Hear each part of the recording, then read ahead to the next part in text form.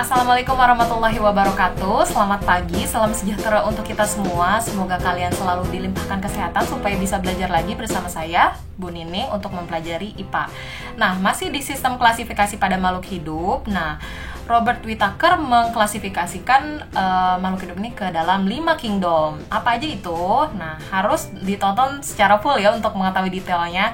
Nah, yang pertama adalah kerajaan Monera. Kemudian ada Protista, ada Fungi, Plantae, dan Animalia. Untuk detailnya kalian harus full nontonnya.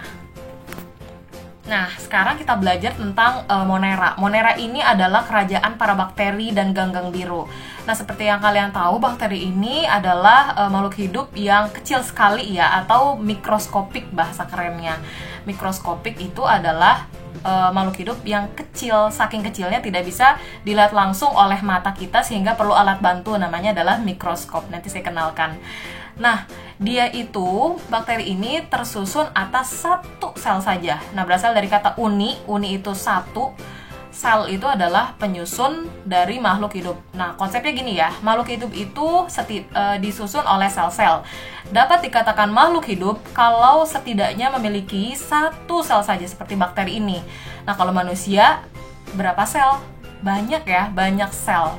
Sehingga disebutnya bukan uniseluler kalau manusia, multiseluler gitu ya. Nah, kemudian juga bakteri ini termasuk ke dalam bakteri prokaryotik atau makhluk hidup yang selnya tidak dibungkus oleh membran inti. Ya, maksudnya gimana nih? Ya, coba kita ke gambar selanjutnya. Nah, di sebelah kanan itu eukaryotik, sebelah kiri eukaryotik, sebelah kanannya prokaryotik. Tadi bakteri itu yang prokaryotik ya. Nah, misalnya kalian itu lihat gambar ini, ngerti nggak sih? Nah, misalnya gini nih, saya analogikan ke bakso aja deh yang biasa kalian makan sehari-hari ya. Bakso itu ya, misalnya baksonya bakso telur deh ya. Bakso telur itu diibaratkan si daging baksonya itu adalah badan selnya, seperti ini badan selnya. Ini juga badan selnya ya. Nah, kemudian si bakso itu punya isinya adalah telur. Nah, telur itu kalau di sel itu misalnya adalah namanya adalah nukleus atau inti sel ya. Bedanya antara eukaryotik dan prokaryotik nih, kalau eukaryotik itu ada putih sama ada kuning telurnya. Artinya apa? Si kuning telurnya itu diselungkupi atau dibungkus sama pelindungnya ya, pelindungnya putih telur. Jadi ada lengkap, ada badan sel, ada baksonya, terus kemudian di dalamnya itu ada telur putihnya, itu pembungkusnya, dan ada inti selnya, yaitu adalah kuning telurnya. Ngerti ya? Nah, kalau prokaryotik ini jadi dari badan sel langsung ke inti sel, nggak ada pembungkusnya. Badan bakso ya, badan baksonya kemudian langsung kuning telur, gitu loh. Bedanya antara eukaryotik dan prokaryotik. Nah, karena dengan struktur ini, bakteri itu gampang untuk reproduksinya ya, gampang untuk memperbanyak diri. Dia itu memperbanyak dirinya dengan cara membelah diri, jadi langsung membelah aja. Makanya kalau misal kalian makan yang jatuh gitu kan, kata orang dulu mah, belum 5 menit, padahal dia itu sebenarnya gampang banget, dia banyaknya gitu. Bakteri itu bahaya bukan karena dia kecil, bukan karena dia nggak kelihatan, tapi dia itu bahayanya, dia itu gampang memperbanyak diri sehingga dia itu bisa menyerang kita secara komplotan banyak gitu ya, bisa merugikan tubuh manusia. Pada beberapa bakteri yang merugikan misalnya adalah bakteri E. coli atau bakteri pembusuk yang ada pada usus. Nah, kalau misalnya yang ini adalah bakteri, nih bentuknya itu batang ya. Ini asli loh bakteri dari mikroskop ini. Nama bakterinya Lactobacillus plantarum. Dia itu ditemukan di wine atau minuman beralkohol yang pada saat fermentasi anggur ya. Oke, lanjut.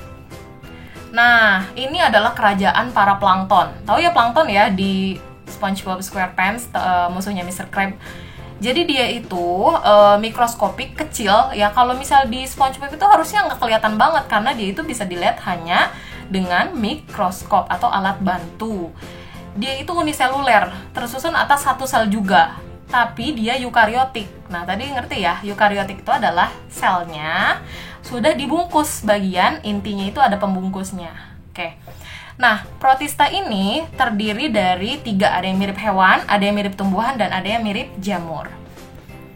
Nah, teman-temannya plankton ini ada yang mirip hewan, ya, plankton itu sebenarnya protista mirip hewan. Kenapa sih disebutnya mirip hewan? Karena dia itu punya alat gerak, ya.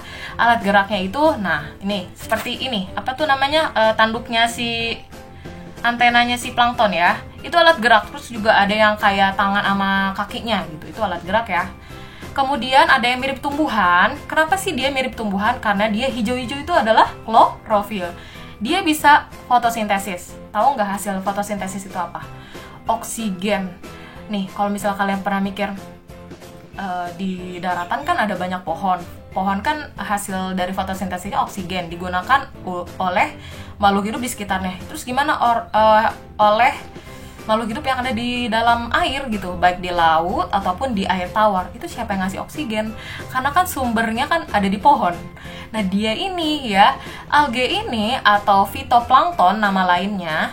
Fitoplankton ini sumber oksigen bagi makhluk hidup yang ada di perairan. Jadi Tuhan itu adil ya, menciptakan penghasil oksigen yang di darat dan di air gitu. Kita harus bersyukur nih. Kemudian yang ketiga yaitu adalah mold atau jamur lendir sih nama lainnya. Tapi bukan ikan yang mau saya tunjukkan, tapi adalah ini yang membusukkan ikan ketika sudah menjadi bangkai, yaitu yang bagian putih-putihnya. Itu adalah protista mirip jamur. Paham ya? Nah, ini mikroskop yang tadi saya sebutkan, alat untuk melihat makhluk hidup yang kecil. Nah, ini perbesarannya bisa sampai 100 kali. Ini saya kenalkan dulu, nanti insya Allah saya mau demokan di kelas. Insya Allah. Kerajaan yang selanjutnya yaitu kerajaan jamur. Nah, isinya adalah jamur yang kecil-kecil atau mikroskopik, dan ada juga yang besar-besar. Seperti yang kalian lihat ya, ini jamur yang di permainan ini ya, game Super Mario. Kalian tahu nggak? Nah, tapi ini cukup terkenal ya. Tapi ini beracun loh. Jamur itu kalau kelihatannya menarik, itu justru beracun. Jangan coba-coba kalian petik ini. Ada yang bisa langsung gatal-gatal, ada juga yang ini apa tuh namanya? Beracun dimakan gitu.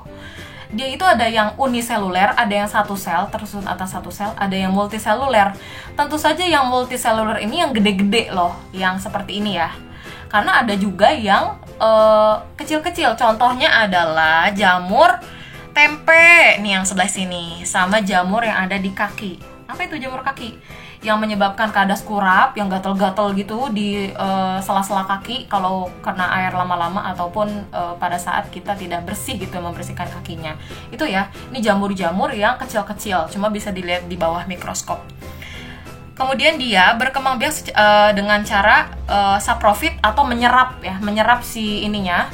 Jadi dia tumbuh itu dia numpang di makhluk hidup yang lain. Misalnya adalah di tanah bisa, ataupun di kayu yang lapuk bisa, ataupun di di makhluk hidup lain, misalnya tumbuhan ataupun manusia yang tadi ya. Hewan juga banyak yang hidup di hewan. Gitu. Nah, ini spora ya, atau dia itu menghasilkan bubuk-bubuk yang nantinya bubuk-bubuk ini atau sebuk ini ketika diterbangkan oleh angin kemudian jatuh ke tanah atau ke substrat yang sesuai, dia itu bisa tumbuh. Nah, kalau misalnya kalian lihat kayak ada panu-panu di pohon ya, itu adalah simbiosis atau gabungan dari fungi dengan ganggang atau alge ya.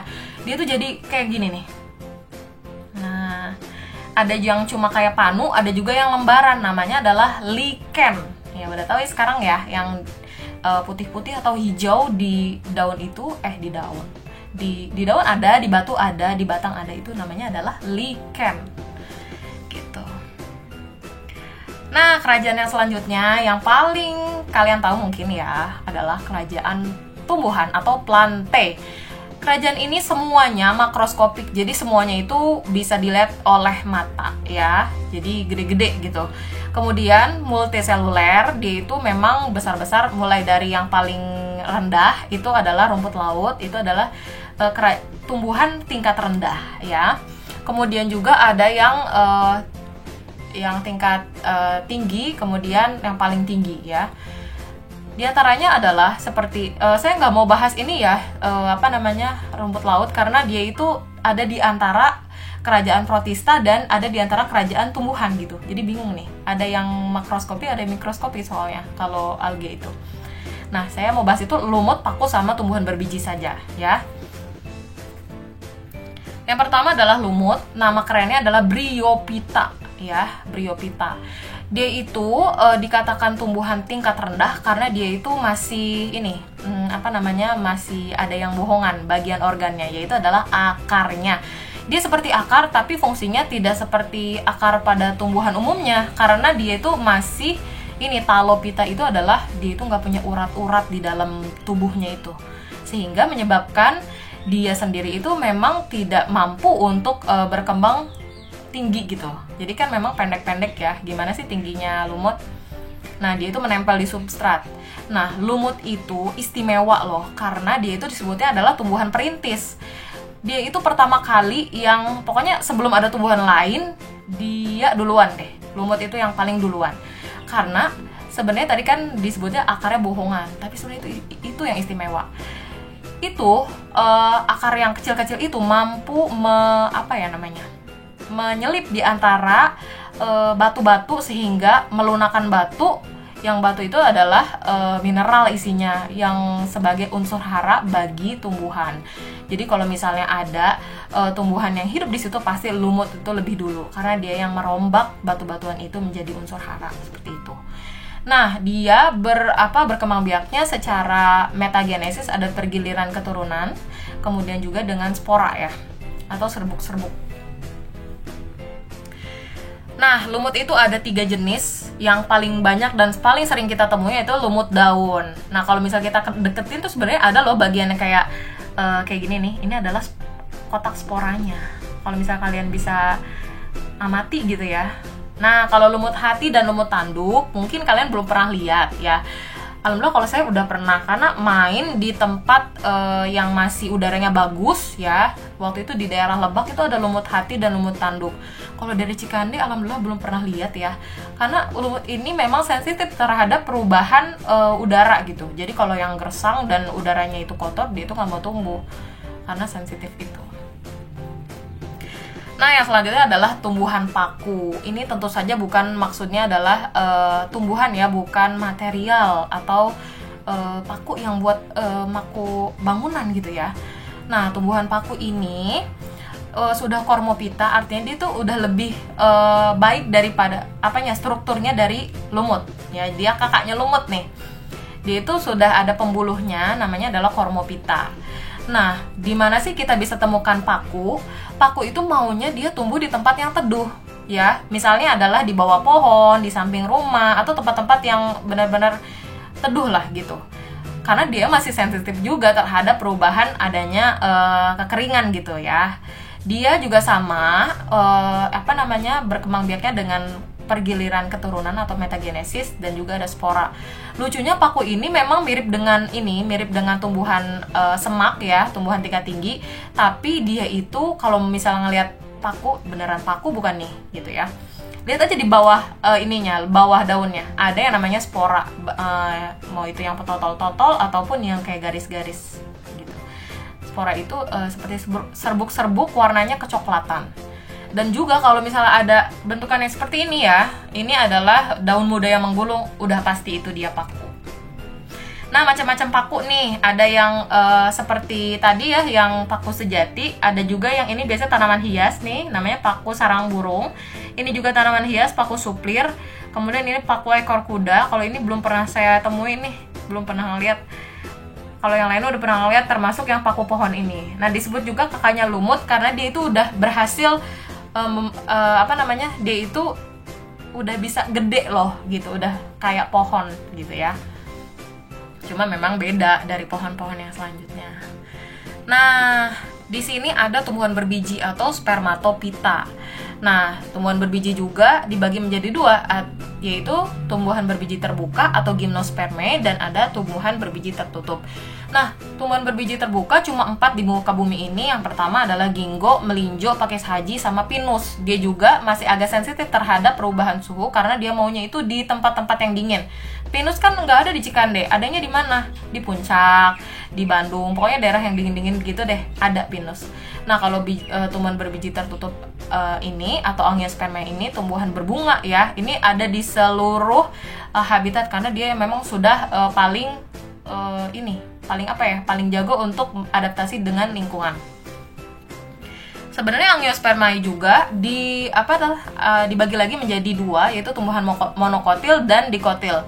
Monokotil itu tumbuhan berkeping satu ya, kalau dikotil berkeping dua. Bedanya kalau monokotil misalnya di jagung ya, kalau dikotil kacang. Nih akarnya itu serabut. Kalau monokotil dia itu lebih lemah. Batangnya beruas, daunnya biasanya sejajar sama buah terbukanya gini, satu keping doang dia.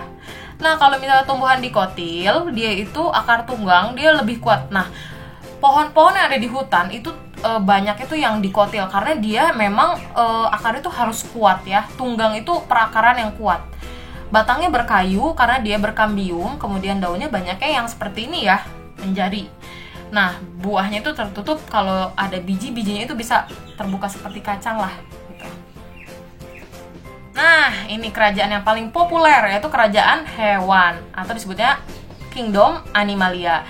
Ada dua secara umum, ada invertebrata dan vertebrata. In itu tidak, artinya dia itu tidak bertulang belakang.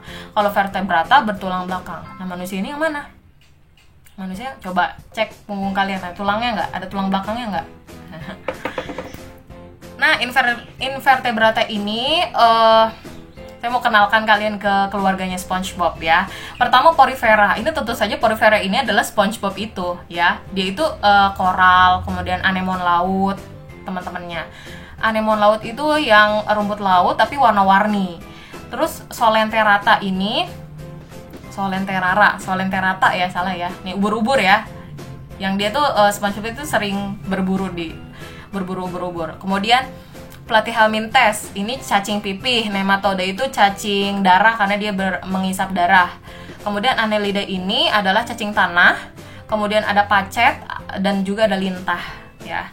Kemudian Mollusca ini Squidward ya. Siapa itu?